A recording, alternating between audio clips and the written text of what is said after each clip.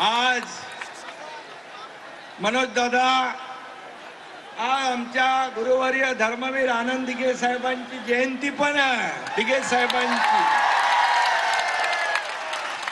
आणि बाळासाहेबांची जयंती 23 तारखेला झाली.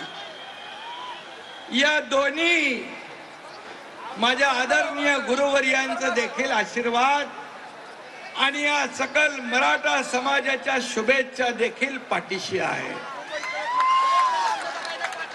आणि म्हणून मी आपल्याला इथे जमलेल्या सगळ्या तमाम सकल मराठा बांधव भगिनींचं मनापासून स्वागत करतो, मनापासून अभिनंदन करतो. खरं म्हणजे हा ऐतिहासिक क्षण आहे आणि मी मुद्दाम आठवण करतो स्वर्गीय अण्णासाहेब पाटील यांच्या कर्मभूमीमध्ये आजचा हा आपला ऐतिहासिक सोहळा साजरा होतोय. त्यांनी देखील बलिदान दिलंय, त्यांनाही वंदन करतो.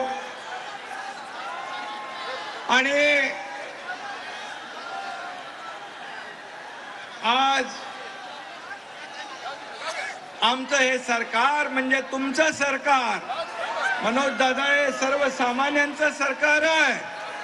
शेतकऱ्यांचं, कष्टकऱ्यांचं, कामगारांचं, माता भगिनींचं, गोरगरिबांचं सरकार आहे.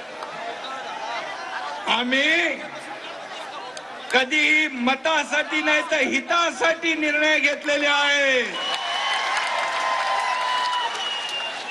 सर्वसामान्यांना न्याय देणारे निर्णय आतापर्यंत आपल्या सरकारने घेतले आहेत.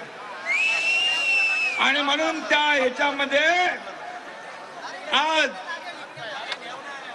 या मराठा समाजाचा जो संघर्ष आहे, मराठा समाजाने अनेक लोकांना मोठं केलं, अनेक लोकांना नेते केलं, मोठी मोठी पद मराठा समाजामुळे मिळाली.